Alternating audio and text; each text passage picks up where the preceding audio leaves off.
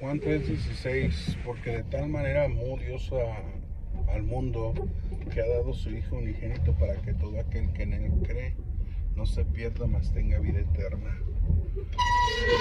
No envió Dios a su Hijo al mundo para condenar al mundo, sino para que el mundo fuese salvo por él. Esas son las palabras que dijo Jesús: de tal manera amó Dios al mundo. Estas palabras, hay una introducción donde dice que en un rancho, se equivocó un rancho, por ahí una persona no tuvo precaución de tirar una bachicha de cigarro y la tiró así pues al pasto, y pues sin darse cuenta pues prendió el pasto, la pastura, y eso de pastura empezó a regarse el fuego por todas partes hasta que llegó al bosque, y después del bosque llegó a donde estaba una cabaña. Esa cabaña pues era propiedad de unos granjeros, donde había vacas, había animales, había pues todo lo que involucra una granja, ¿no? Pero ahí había también gallinas, ¿no? Entonces cuando todo se quemó y se derrumbó el granero y todos los animales estaban quemados, muertos, el granjero fue a ver qué es lo que había pasado, qué era lo que había, pues los despojos, para ver qué había podido recuperar.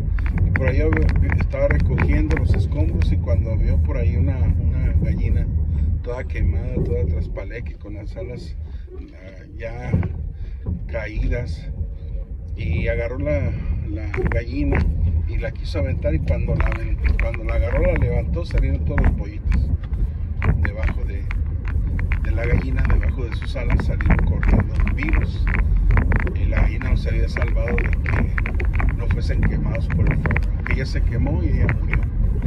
Así también el amor de Dios manifiesta su amor dando lo único que tenía, que era a su Hijo amado, al único Hijo que tenía, haciendo un énfasis a lo que era sombra de lo que va a venir cuando Dios le pide a su primogénito a Abraham, y Abraham pues fue capaz de ofrecérselo a Dios. Entonces Dios también fue capaz de dar a su único Hijo. Por eso dice San Juan capítulo 3 verso 16, que de tal manera amó Dios al mundo. O sea, no le importó a Dios dar al único Hijo que tenía, para que todo aquel que en él cree no se pierda, mas tenga vida eterna. O sea, Dios puso en propiciación al Mesías con una esperanza de salvación, una esperanza de que el ser humano, por medio del sacrificio que Jesús iba a hacer en la cruz, pudiese tener la oportunidad de ser salvo. La salvación es por gracia, porque Dios derramó su gracia y Dios se despojó de su trono y aprendió la obediencia, y fue obediente hasta la cruz, hasta la muerte, y no podemos hacer aquí. Vemos a Jesús que nos libra de toda muerte, del pecado y de la condenación, por medio del sacrificio que Jesús hizo en la cruz, derramando hasta la última gota. Por eso la muerte está atada y Satanás están atados, y no pueden hacer nada, porque Jesucristo pagó el precio y están atados completamente.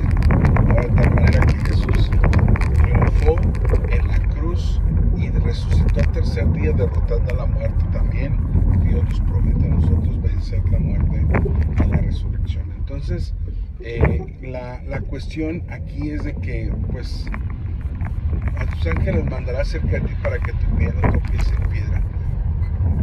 Él te librará de todo mal, Él guardará tu alma. Entonces Dios nos libra de los lazos de la muerte, y de las garras de la muerte, y de las garras de Satanás. Hace un comentario importante, que de tal manera, o sea, fue tan grande el amor, o sea, un amor desmedido, un amor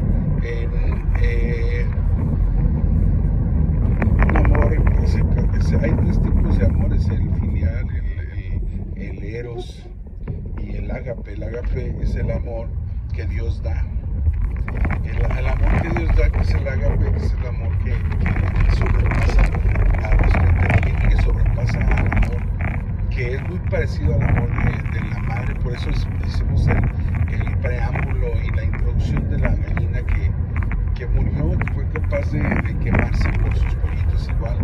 Dios fue capaz de dar su vida en rescate por todos nosotros. Entonces es importante que conozcamos que Dios te ama a ti, Dios nos ama de tal manera, de esa manera Dios amó al mundo y dio lo único que tenía, su hijo primogénito, que significa su hijo unigénito, que significa único hijo, su hijo unigénito, para que todo aquel que en él crea, o sea, quien crea en el hijo, tenga vida eterna, para que todo aquel que en él cree no se pierda, más tenga vida eterna. Entonces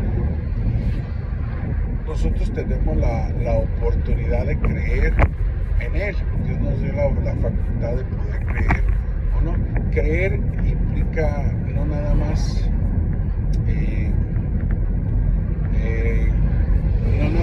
el aceptar que Jesús existió, el reconocer que Jesús va más allá. O sea, cuando habla de tal manera, está hablando de tres cosas: el alcance, la magnitud y el tamaño del amor que Dios tiene, su alcance para que todo aquel, o sea, cuando todo aquel se refiere a ti, a mí, a todas las personas que están, la puerta está abierta, la puerta de la salvación está abierta, ¿verdad?